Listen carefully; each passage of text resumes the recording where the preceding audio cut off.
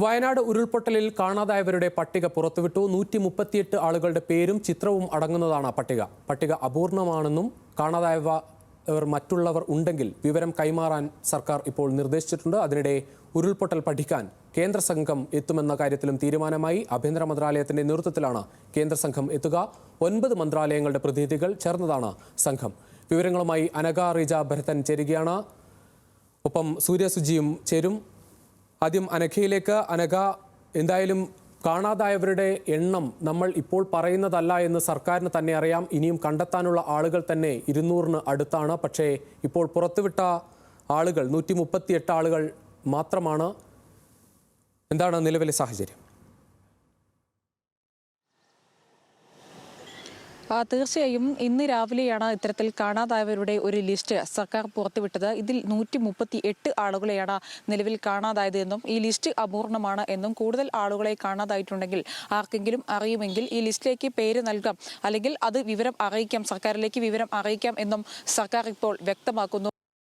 അപൂർണമാണെന്ന് നമുക്ക് എല്ലാവർക്കും അറിയാം. കാരണം ഇനിയും കൂടുതൽ ആളുകളെ കണ്ടെത്തേണ്ടതായിട്ടുണ്ട്.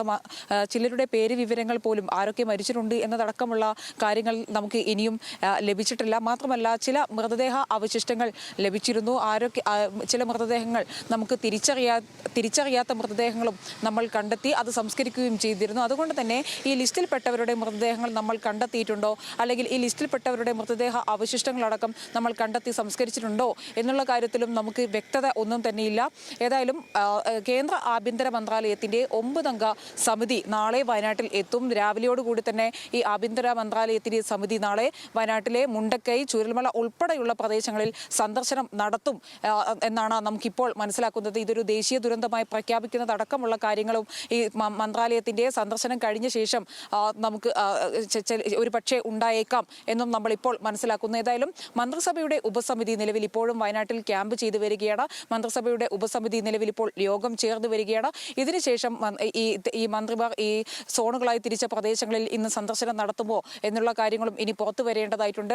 ഏതായാലും സർട്ടിഫിക്കറ്റ് നഷ്ടപ്പെട്ട ഈ നബീൽ എന്ന് പറയുന്ന മുണ്ടക്കൈ സ്വദേശിക്ക് ഇന്ന് മേപ്പാടി ഗവൺമെന്റ് ഹയർ സെക്കൻഡറി സ്കൂളിൽ വെച്ച് പ്രധാന അധ്യാപകൻ ഇത്തരത്തിൽ സർട്ടിഫിക്കറ്റുകൾ വിതരണം ചെയ്തിരുന്നു. സാധ്യമായവരുടെ എല്ലാം തന്നെ സർട്ടിഫിക്കറ്റുകൾ ഇത്തരത്തിൽ എത്രയും പെട്ടെന്ന് തന്നെ വിതരണം ചെയ്യും എന്നും നേരത്തെ പ്രധാന അധ്യാപകനടക്കം വ്യക്തമാക്കുന്നു. ഏതായാലും അതിനായുള്ള ശ്രമങ്ങളും നിലവിൽ നടന്നു വരികയാണ്. മാത്രമല്ല, ഈ ആളുകളുടെ തിരിച്ചറിയൽ രേഖകളടക്കം ration card, Aadhaar card, PAN card ഉൾപ്പെടെയുള്ള തിരിച്ചറിയൽ രേഖകളും ഇത്തരത്തിൽ മിസ്സായിട്ടുണ്ട്. അതുകൊണ്ട് തന്നെ അത്തരത്തിൽ ക്യാമ്പുകൾ സജ്ജീകരിച്ച് ഒരു ഹെൽപ്പ് ഡെസ്ക് രൂപീകരിച്ചിട്ടുണ്ട്. ഈ ഹെൽപ്പ് ഡെസ്കിൽ ഇത്തരത്തിൽ പരാതിയായി പറഞ്ഞ് അവർക്ക് ഇത്തരത്തിൽ തിരിച്ചറിയൽ രേഖകൾ നൽകുന്നതടക്കമുള്ള കാര്യങ്ങളും ആസൂത്രണം ചെയ്തു വരികയാണ്. ഏതായാലും ഇന്ന് ഉച്ചയ്ക്ക് ശേഷം വൈകിട്ട് 3 മണിയോടുകൂടി ഈ റേഷൻ കാർഡ് നഷ്ടപ്പെട്ടവർക്കുള്ള റേഷൻ കാർഡ് വിതരണവും നടക്കും എന്നോ നമുക്കിപ്പോൾ പുറത്തു വരുന്ന വിവരങ്ങൾ. ഇന്ന് 3 മണിക്ക് മേപ്പാടിയിലെ Saint Joseph girls higher secondary സ്കൂളിൽ വെച്ചാണ് മന്ത്രി കെ രാജന്റെ നേതൃത്വത്തിലുള്ള സംഘം ഇത്തരത്തിൽ